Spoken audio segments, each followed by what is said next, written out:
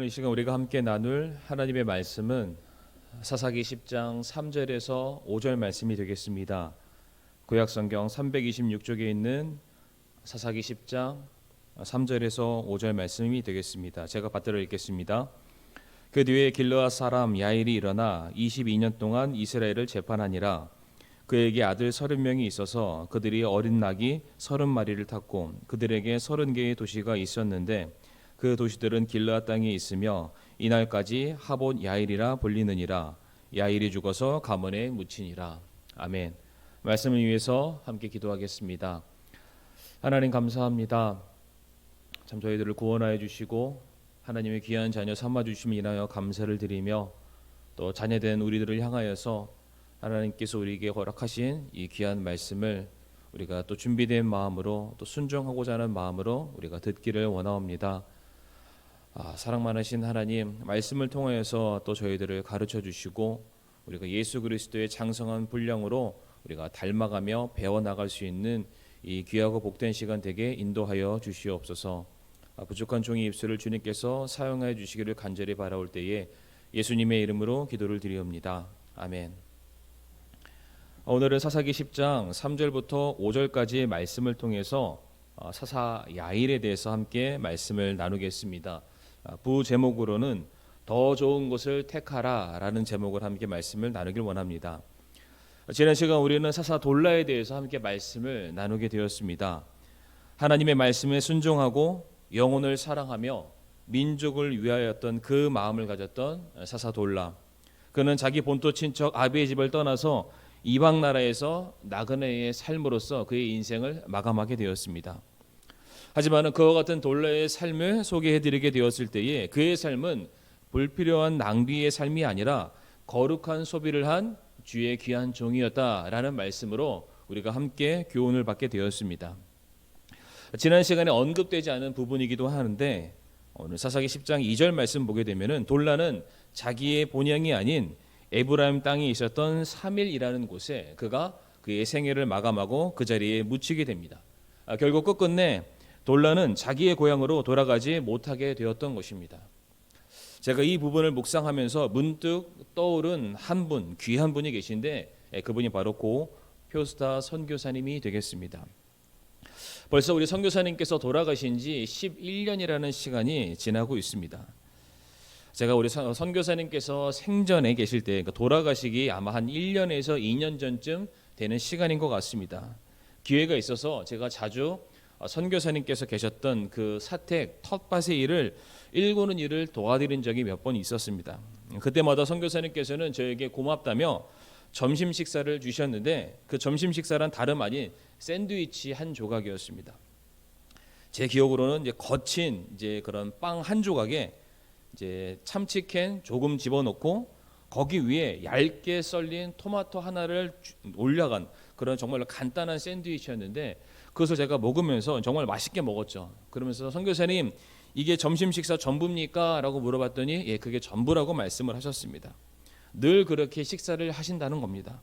가끔 시간이 나신다고 하면은 교회 근처 맥도날드를 찾아가서 2,000원짜리 혹은 3,000원짜리 햄버거 하나씩 드시는 것이 선교사님의 식사의 전부이기도 했습니다. 이제 우리 선교사님께서 또 돌아가시고 난 그 이후 선교사님께서 사셨던 그 사택을 정리하는 일을 또 제가 도와드리는 그런 일이 있었는데 그 안에 들어가 봤더니 개척했던 여러 교회 목사님들이 그리고 선교사님을 사랑하는 몇몇 성도님들께서 선교사님의 삶의 편의를 위해서 보내드렸던 많은 가전제품들이 있었습니다. 그런데 그 제품들이 어떤 것은 상자체 그대로 어떤 것은 비닐로가 뜯겨지지 않은 그대로 남겨져 있는 것을 제가 보게 되었습니다. 정말로 이 땅에서 귀한 사역을 감당하시면서 모든 것을 다 내려놓으시고 모든 것을 다 포기하시고 모든 것을 다 쏟아내시는 희생적인 삶을 우리 선교사님께서 살아오셨던 것입니다. 우리가 인간적인 측면으로 선교사님의 삶을 보게 되었을 때 왜 그렇게 쓸데없이 아끼고 그렇게 조금 불필요한 그런 삶을 사셨을까? 이렇게 말할 수도 있을지 모르겠습니다.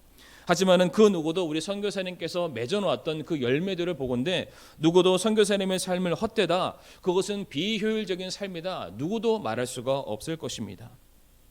자기의 본향, 자기의 집이었던 미국을 떠나서 행당동에 대한민국 최초 성서 침례교회를 세우시게 되었고, 이제 그 교회를 필두로 전국에 약 270여 개의 성서 침례교회가 세워지게 되었습니다. 그 많은 결실 중에 하나가 바로 우리 반석교회이기도 합니다.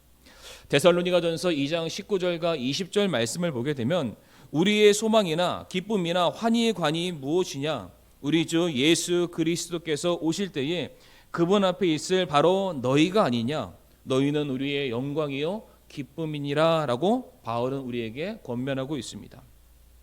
예수님께서 다시 오실 그날이 있을 것입니다. 그런데 예수님께서 그날이 오게 되었을 때에 우리들의 삶에 행한 모든 것들에 대해서 보상하시는 그와 같은 순간, 시간이 있을 것을 말해주고 계십니다.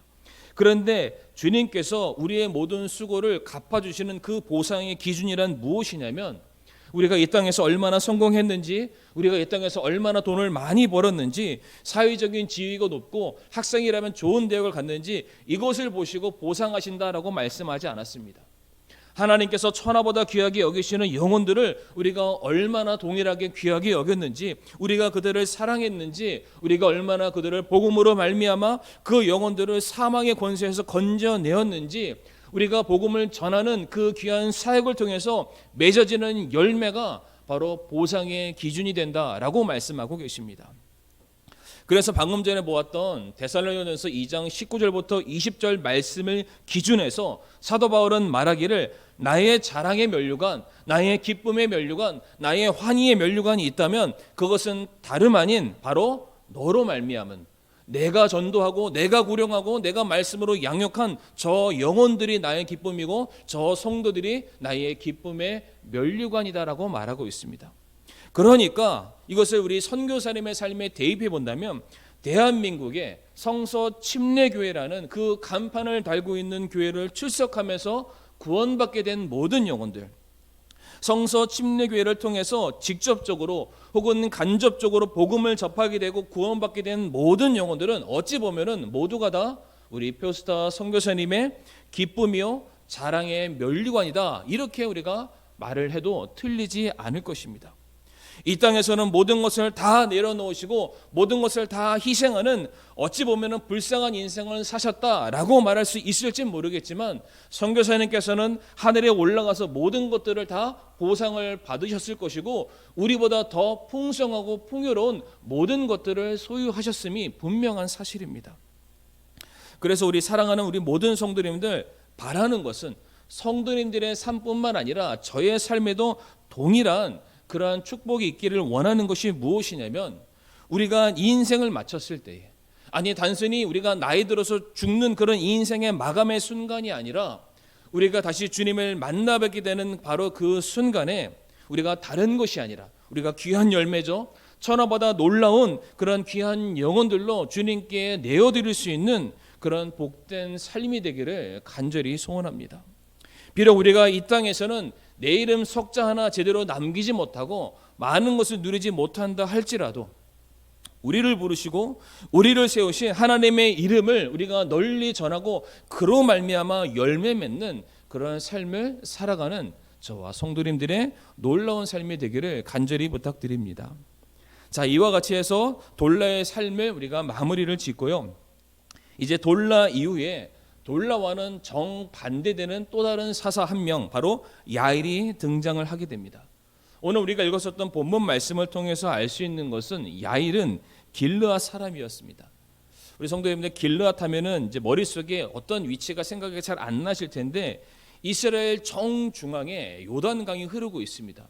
이것을 동서로 나누게 되는데 바로 동쪽 중앙에 위치한 곳이 바로 길르앗이다라고 생각하시면 되겠습니다. 야일이 바로 그 22년 동안 길르앗이라는 곳에서 이스라엘을 대표하는 사사로서 모든 사람들을 섬겼다, 그들을 다스렸다, 재판했다라고 되어 있습니다. 그런데 우리가 먼저 살펴보았던 돌라의 경우에는 그가 어디에서 살다가 어디로 이사를 해서 23년 동안 이스라엘을 보호하고 그들을 세웠다라는 말로서 돌라의 삶을 기록을 하고 있습니다. 그런데 야일의 경우에는 그가 어떠한 사역을 감당했는지에 대해서는 내용에 기록되어 있지 않고, 그저 그가 소유한 것들, 그의 지극히 개인적인 것들만 언급하고 그의 사역이 22년이었다라고만 기록이 되어 있습니다. 우선 말씀을 보게 되면은 야일의 아들이 30명이었다라고 되어 있습니다. 성도님들, 성경 기록에는 기준이 남자만 기록되어 있는 경우가 많습니다. 그러니까 아들만 30명이었지 딸은 몇 명인지를 우리가 모르는 겁니다. 그러니까 굉장히 자녀들이 많았다라는 것을 우리가 알 수가 있습니다. 우리가 먼저 살펴보았던 기드온의 경우에도 그의 자식이 70명이나 있었다라고 성경은 우리에게 말해주고 있고, 기드온이 그렇게 자식들이 많았던 것은 그의 아내가 많거나 그에게 첩이 많았다는 것을 우리가 또한 알 수가 있습니다. 성경을 보게 되면 한 지도자가, 한 왕이 아내를 많이 두는 것은 결단코 옳지 못하다라고 우리에게 가르치고 있습니다. 그 이유가 무엇이냐면은 대부분 여러 여자와 결혼하게 되는 것은 성경 기록을 중심으로 보게 되었을 때 이것은 정략적인 결혼이 굉장히 많이 있습니다.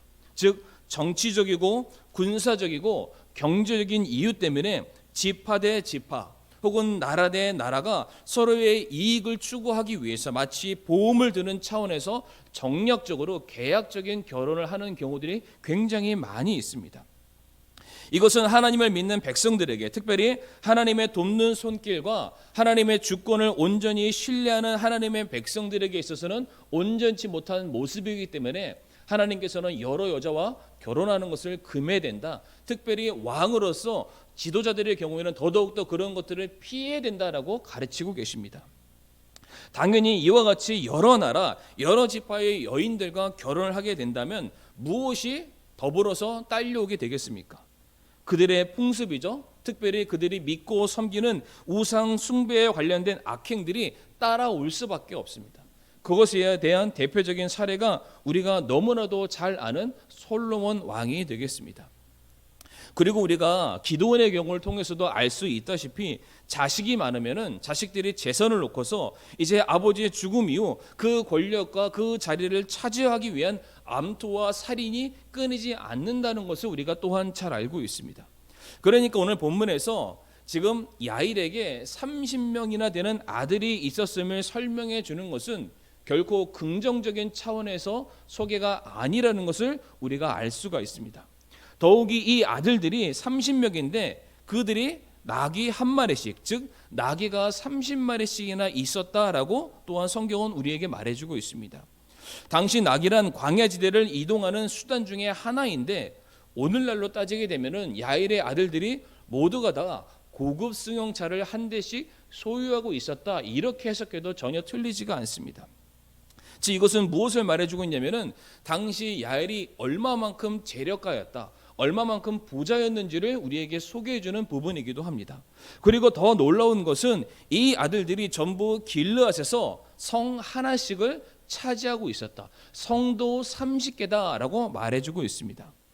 지금 야일에 대한 이와 같은 소개는 그가 하나님을 향한 신앙이 너무나도 훌륭했고 또한 사사로서 역할을 잘 감당했기 때문에 하나님께서 그로 말미암아 그에게 자식의 축복, 재물의 축복, 권력의 축복을 그에게 부어주셨다, 이와 같은 묘사를 해주는 것이 아닙니다.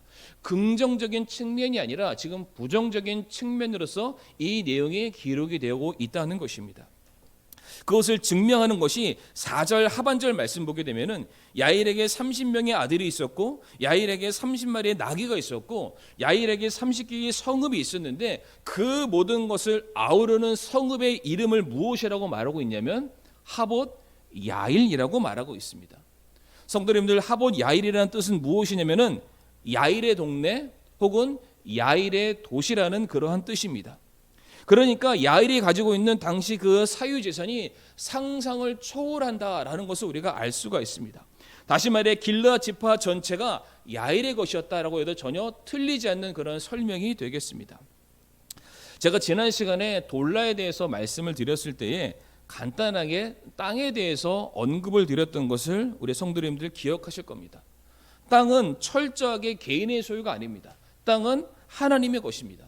그런데 지금 이 말씀을 보게 되면은 그 땅의 일부분이 아니라 도시 전체가 지금 누구에게 속해 있다고 되어 있습니까? 야일에게 속해 있다. 야일의 땅이다. 하나님의 땅이고 이스라엘의 땅이 아니라 야일의 것이다 라고 지금 말을 하고 있다는 것입니다. 그러니까 지금 야일은 사사로서 민족의 회복과 외부의 공격으로부터 동포와 민족을 지키는 그런 일들에, 그리고 백성들이 올바른 길을 가도록 계도하고 심판하는 역할에 그가 전념했다는 것이 아니라, 사사라는 직분과 권력을 사용하여서 개인의 사리사욕을 채우는 일에 그가 앞장을 섰던 것이고, 자기의 자식과 자기의 가족과 자기의 재산을 증식하는 그 일에 그가 몰두하였으며, 더불어서 이제 자기만의 성읍이죠, 자기만의 세상을 구축하는 그 모든 일에 그의 모든 삶을 들였다라는 것을 지금 꼬집어서 말해주고 있는 것입니다.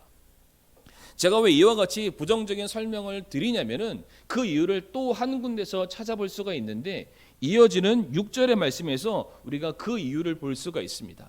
제가 한번 6절 말씀 읽어보겠습니다. 이스라엘 자손이 다시 주의 눈앞에서 악을 행하여 바알들과 아스타롯과 시리아의 신들과 시돈의 신들과 모압의 신들과 암몬 자손의 신들과 블레셋 사람들의 신들을 섬기고 주를 버려 그분을 섬기지 아니하였다라고 기록이 되어 있습니다. 성도님들, 일반적으로 한 명의 사사가 세워지고 그 사사가 임기를 다하고 죽게 되면은 이스라엘 백성들이 회복했다가 다시금은 그들이 영적인 타락을 반복을 하게 됩니다. 그러니까 이 6절 말씀도 우리가 그와 같은 일관성으로 보건대, 그냥 사사가 죽었으니까 당연히 이스라엘에 영적인 공백이 생겨서 그들이 타락했다라고 우리가 볼 수도 있는 부분이기도 합니다. 그런데 6절 말씀을 잘 살펴보게 되면 이스라엘 백성들이 우상을 섬기되 한 나라에 속한 우상이 아닙니다.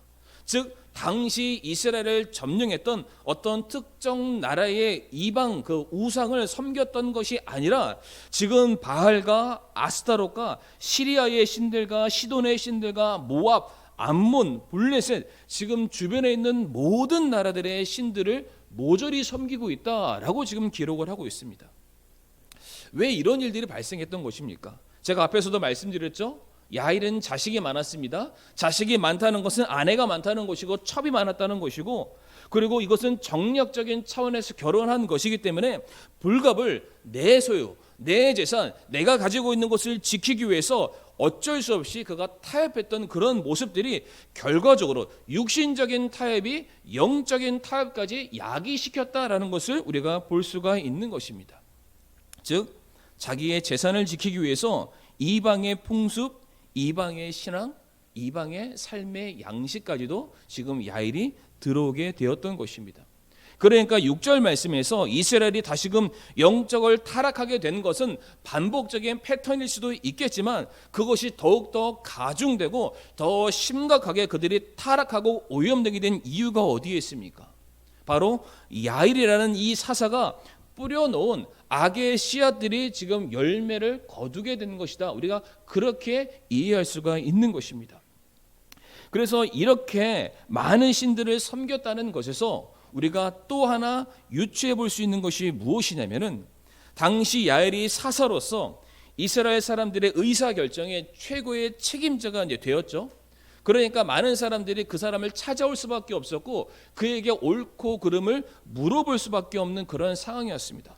바로 야일은 그와 같은 권력을 가지고서 자기의 부를 쌓는 일에 그의 삶을 투자했다는 것입니다. 제가 왜 이렇게 말씀을 드리냐면은, 지금 야일이 가지고 있는 재산이 어마어마합니다. 그의 이름으로 되어 있는 도시까지도 있는 그러한 상황입니다. 그런데 성도님들, 지금 야일 전과 그 전의 사사를 한번 생각해 보시길 바랍니다. 야일 전에 있었던 돌라도 있었지만 그 전에 기드온이라는 사사가 있었죠. 그런데 기드온의 경우에는 이미 7년 동안 계속해서 주변 나라에서 이스라엘 백성들의 모든 것들을 다 착취해 갔다라고 되어 있습니다. 자기 먹을 것 하나 제대로 없어서 그 포도즙 틀에서 들어가서 먹는 것 고작 하나 챙겨 먹는 것이 전부였던 것이 당시 이스라엘의 상황이었습니다. 그리고 그 이후에 그의 아들 아비멜렉이 세워지게 되었을 때는 그의 잘못된 그 정치와 잘못된 백성들을 다스리는 그런 방법으로 말미암아 가시덤불이죠, 소금을 뿌리고 모든 이스라엘이 진멸된 상황이었다. 그것을 회복하기 위해서 필요했던 사사가 돌라였다라고 말하고 있습니다. 그러니까 지금 이스라엘에게 있어서 이만큼의 재산을 소유할 수 있는 그런 배경과 그런 환경이 전혀 아니라는 것입니다. 그리고 만약 야일이 돌라와 같은 삶을 살았다면 이와 같은 재산을 그가 누릴 수가 없습니다. 자기 이름으로 된 땅을 줄 수도 없는 것이고 그 소유를 모아둘 수 있는 그런 집도 하나 없이 그가 철저하게 나그네요, 헌신자요, 정말로 모든 것을 쏟아놓는 우리 선교사님과 같은 그런 삶을 살았음이 맞습니다. 그런데 야일은 어떠했습니까? 모든 것을 다 소유했습니다. 이것이 어떻게 가능하다고 우리 성도님들은 생각하십니까? 우리가 기드온을 생각하면 됩니다. 기드온의 경우에는 그의 아버지가 그의 집안에 바알과 아세라 신당을 모셔두었다라고 성경에 기록되어 있습니다. 그 집안에 온갖 우상신을 섬기는 제단들, 예배의 장소로 만들어 놓게 되었던 것이고, 그리고 마치 아비멜렉이 어떤 일을 하게 되었습니까? 에봇을 만들어서 자기 자신을 제사장처럼 치장했던 그런 모습도 성경에 기록되어 있습니다. 그러니까 지금 기드온과 아비멜렉을 통해서 우리가 유추할 수 있는 것이 무엇이냐면은 그들은 자기 집을 정말로 하나님을 예배하는 성전이 아니라 온갖 우상신들을 모실 수 있는 하나의 제단, 영적인 어떠한 장소로 만들어 놓게 되었던 것입니다. 그런데 지금 이들이 하나같이 섬겼던 이방신들의 특징을 보게 되면 한결같이 풍요요, 다산이요, 번성을 보장해주는 그러한 신들이었습니다. 그러니까 지금 얼마나 많은 사람들이 그동안 빼앗기고 약탈당하고 모든 것들을 다 잃어버린 그런 상황 속에서 모든 사람들이 더 잘 먹고 더 번성하고 더 성공하고 세상에서 더 많은 것들을 소유하고 싶은 그런 욕심이 안 생기겠습니까? 당연히 생기겠죠. 그러니까 더더욱더 내 인생, 내 앞날을 보장받을 수 있는 그러한 신이 있다면 그 신에게 찾아가서 내 미래를 보장받기 위해서 더 많은 헌물, 더 많은 돈과 더 많은 재물들을 바쳐 나가게 됐을 것이 분명한데 그 일을 주도했던 사람이 누구였냐면 바로 야일이었다는 것입니다. 사랑하는 성도님들, 사사를 비롯해서 이스라엘 모든 백성들이 영적으로 타락한 이유는 다른 것이 아닙니다. 바로 자기의 소유가 많아지기 때문입니다. 내 것이라고 부를 수 있는 것이 많아지기 시작하면서 사람은 타락하게 됩니다. 원래 이스라엘 백성들은 가나안 땅을 들어오기 전에는 유목 생활을 하게 되었습니다. 한 장소에 머물다가 이제 구름 기둥과 불 기둥이 움직이기 시작하면은 그들의 모든 것들, 간단하게 텐트로 만들었던 것을 다 접고 어깨에 메고 그냥 떠나는 그러한 삶을 살았다는 것이 원래 이스라엘 백성들의 삶이었습니다. 그리고 광야에서 하나님께서 매일같이 내려주시는 만나로 근근히 하루하루의 삶을 버텨나갔던 것이 원래 이스라엘의 삶이었습니다. 그러다 드디어 그들이 약속의 땅 가나안에 들어오게 되었죠. 이제 그곳에서 내 집이라는 것이 생겼고 내 땅이라는 것이 생기게 되었습니다. 이제 열심히 노력하면은 노력한 것에 대한 보상을 거두고 그것을 쌓아둘 수 있는 기반이 생기게 된 것입니다. 물론 집과 땅이 생겼지만 원래 삶의 원칙은 광야를 살았을 때나 가나안에 들어갔을 때나 동일해야 됩니다. 하나님의 도우심과 하나님의 보살피심으로 말미암아 그 은혜 가운데 살아가야 하는 것이 맞습니다. 그런데 어느 순간인가부터 내 거, 내 소유, 내 이름표를 붙여둘 수 있는 무엇인가가 많아지기 시작하면서 사람이 거기에 가치를 두기 시작하는 것입니다. 주신 분도 하나님이시고 거두어 가신 분도 하나님이시라는 그런 인식을 가지고 살아야 함에도 말고요. 그러니 그 모든 것들이죠, 내 것이라고 할 수 있는 모든 것들을 지켜내기 위해서는 하나님 말고 또 다른 보험장치, 또 다른 보험이 그들에게 필요했던 것입니다.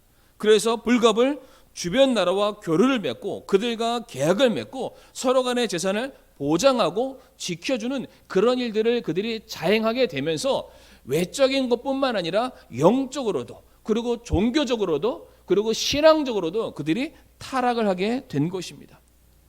하나님 외에 나의 재산, 나의 건강, 나의 가족의 풍요로움, 나의 잘됨을 보장해주는 그런 신이 있다면 내가 하나님이 아니라도 얼마든지 그들을 겸하여 섬기겠다라는 그런 마음이 생겼는데, 이것이 일개 성도, 일개 백성으로부터 시작된 것이 아니라 한 나라의 운명을 좌우하는 사사가 이렇게 타락하게 되었다라고 말해주고 있습니다. 처음부터 하나님을 대적하고 불순종함으로 하나님을 맞서려는 그런 사람은 아무도 없습니다. 하지만 하나님으로만 만족하지 못하는 우리의 욕심이, 우리의 욕망이 점차 하나님을 떠나서 세상과 타협하고 이제 세상과 손을 잡고 세상과 하나가 되는 그러한 계기가 된다는 것입니다. 하나님도 중요하지만은 내 가족도 못지않게 중요하다는 그런 생각들 잘못된 것입니다. 하나님께서 주시는 일용할 양식도 중요하지만 나는 지금 먹는 것뿐만 아니라 내일 먹을 양식도 내 손에 쥐어야 된다는 이런 잘못된 생각 버리셔야 됩니다. 그리고 내가 언젠가 들어가게 될 저 천국이 아니라 당장 내가 이 땅에서 나만을 위한 유토피아, 낙원을 만들겠다는 그런 생각도 우리가 벗어버려야만 합니다. 왜 제가 이렇게 말씀을 드리냐면은 지금 야일이죠. 자기의 재산과 자기의 가족과 자기의 부와 권력을 지키기 위해서 모든 것을 다 쏟아부었던 야일의 삶이 어떤 것으로 결론 맺게 되는지 우리가 말씀을 통해서 확인해 보길 원합니다. 오늘 7절 말씀 한번 보시길 바랍니다. 본문을 벗어났지만 7절 말씀 보게 되면 무엇이라고 기록되어 있냐면 주의 분노가 이스라엘을 향해 맹렬히 타올라 그분께서 블레셋 사람들의 손과 암몬 자손의 손에 그들을 파심해라고 되어 있습니다. 그들이 그토록 믿고 섬겼던 그들의 우상 신들의 나라들이 이제 그들을 다스리는, 그러니까 그들에게 지금 노예로 팔리게 되는 그런 상황으로 이스라엘이 지금 타락하고 멸망하게 되었다라고 지금 말하고 있습니다. 하나님을 의지하지 않으니까 이제 하나님께서 그 사람들, 하나님의 백성들을 그래 너희가 그토록 의지하는 것에 너희들이 종속되어서 살아라. 이제 돈의 노예가 되고 사람의 노예가 되고 이 세상의 노예가 되어서 살아라. 하나님께서 그들을 그 나라에 팔아버리셨습니다. 또한 이어지는 사사기 10장 9절 말씀 보게 되면 또한 암몬 자손이 요르단을 건너와 유다와 베냐민과 에브라임의 집과 싸움으로 이스라엘의 고통이 심하였다라고 되어 있습니다. 그런데 성도님, 여기서 고통이라는 단어의 원뜻이 무엇이냐면은 곤고하다, 가난하다, 궁핍하다라는 그런 뜻입니다. 부자가 되기 위해서 이 세상을 섬겼고 부자가 되기 위해서 하나님을 떠나서 내가 또 다른 신들을 섬기게 되었는데 오히려 그 신들이 나를 더 가난하게 만들었고 오히려 그 세상에 나를 더욱더 곤고하게 만들었고 나의 궁핍함을 더 가중시켰다라고 지금 말해주고 있습니다. 야일이 쌓아놨던 모든 재물들과 모든 부와 모든 권력들이 지금 순식간에 사라지게 되었습니다. 그가 붙잡으려고 했던 그 모든 것들이 결국 불행의 씨앗이 되어서 이스라엘을 더 진멸의 상태로 빠져들게 만드는 원흉이 되었다는 것입니다. 사랑하는 성도님들, 종교개혁으로 유명한 마틴 루터가 이러한 말을 남겼다고 합니다. 내 손으로 모든 것을 움켜쥐려 했을 때 내게 남은 것은 없었다. 그러나 모든 것을 하나님의 손에 맡겼을 때 나는 여전히 모든 것을 소유하게 되었다라고 말하고 있습니다. 즉 내가 내 손으로 쥐려 했을 때는 그 어느 것 하나 내가 내 손으로 쥐을 수 없었지만은 그것을 내가 하나님께 맡기고 의지했을 때 하나님으로부터 끊이지 않는 은혜와 풍성함을 내 삶에 날마다 공급받을 수 있었다라는 그러한 고백이 되는 것입니다. 성경 말씀에도 이러한 말씀이 있습니다. 원래 우리의 것은 없습니다. 우리가 빈손으로 왔기 때문에 빈손으로 돌아가는 것이 정상적인 삶이 맞습니다. 대신 우리가 어떠한 것을 소유하기를 원한다면은 어떠한 사물과 어떠한 재물 자체에 우리가 포커스를 맞출 것이 아니라 그것의 주인 되시는 하나님을 소유하는 것, 우리가 그 하나님 안에 속하는 것, 하나님 안에 머물고자 애쓰는 것이 우리가 이 세상을 소유하는 참된 목적이요 근거가 되는 것입니다. 우리가 하나님을 우리 생의 왕이요 주인으로 섬길 때, 그리고 우리가 그분의 종됨을 인정하고 하나님의 자녀로서 만족하는 삶을 우리가 살려고 했을 때, 우리가 하나님 한 분으로 기뻐하려 했을 때에 우리들의 참된 만족과 안식은 바로 그 자리부터 시작된다는 것입니다. 사랑하는 성도님들, 우리가 히브리서 11장을 가보게 되면 우리가 히브리서 11장을 믿음의 장이다라고 우리가 흔히 부르곤 합니다.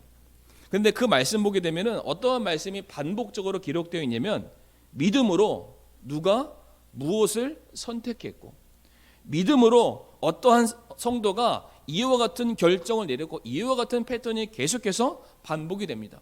대표적으로 몇 가지만 말씀을 드리게 되면 믿음으로 아브라함은 갈 바를 알지 못했지만 약속하신 것, 하나님께서 내게 주시겠다고 하는 그것을 얻기 위해서 자기의 고향을 떠나 하나님이 가라고 했던 그 땅을 가게 되었다. 그 땅을 선택했다라고 되어 있습니다.